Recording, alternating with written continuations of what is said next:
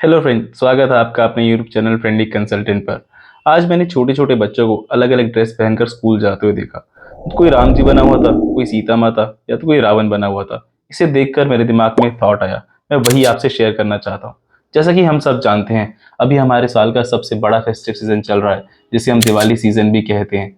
अगर मैं आपसे पूछूं कि हम ये क्यों मनाते हैं, तो सभी कहेंगे कि राम जी ने रावण को मारकर सीता माता को बचाया था और घर वापसी की थी, जो कि बिल्कुल सही है। और अगर हमसे ये पूछूं कि हम इससे सीखते क्या हैं, तो भी सब यही बोलेंगे कि बुराई पर अच्छाई की जीत होती है। ये भी बिल्कुल सही है। बट प्रॉब्लम कहाँ है? हमें ये बताया जाता है कि राम जी अच्छे थे और रावण बुरा, और राम जी ने रावण को मारकर उसे हरा दिया था। बट ये जवाब पूरी तरीके से सच नहीं है। एक्चुअल में ये इनकम्प्लीट समरी है, जो कि हम बचपन से सुनते आ रहे हैं। चलिए इसे एक एग्जाम्पल से समझते हैं। एक गेम जो हम सबने बचपन में खेली होगी, या फिर उसके बारे में सुना होगा, जिसे हम चाइनीज विस्पर या फिर हिंदी में कानाफूसी के नाम से भी जानते हैं। कुछ याद आया?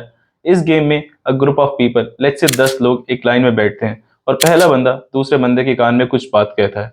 द सेम वे वो बात लास्ट तक पहुंचाई जाती है। But most of the cases में जो बात एक्चुअल में थी और जो लास्ट तक पहुंची, उसमें बहुत ज़्यादा डिफरेंस होता है। ठीक वैसे ही विद टाइम हमारी हिस्ट्री के मायने, मतलब और सीख सब चेंज हो जाती है, क्योंकि वो अलग अलग लोगों से पास ऑन होकर आती है। और हमारी तो आदत ही होती है लोगों की बात सुनकर उसे मान लेने की। कभी हम खुद से सच जानने की कोशिश ही नहीं करते, जिसकी वजह से नुकसान हमारा होता है।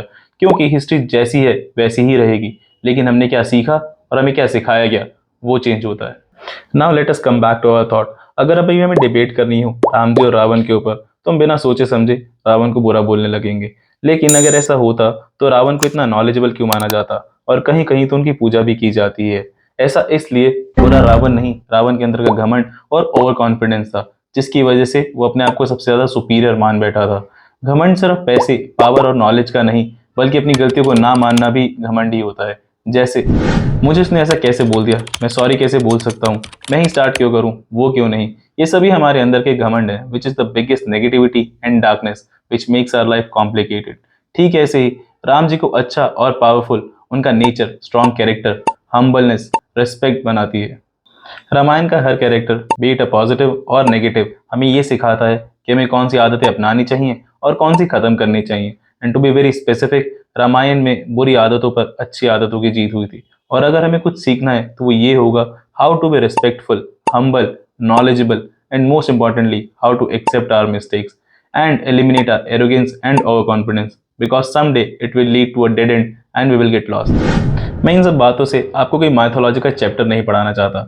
इस थॉट के थ्रू मैं आपको सिर्फ ये समझाना चाहता हूँ कि हम खुद को समझकर अपनी बुरी आदतों को पहचान सकते हैं, और साथ ही कैसे हमारी नासमझी का फायदा उठाया जाता है, चाहे वो हमारे खुद के लोग हों या हमारा खुद का दिमाग। If you like this video, then please share this as much as you can and subscribe to our channel Friendly Consultant to get more positivity in your life.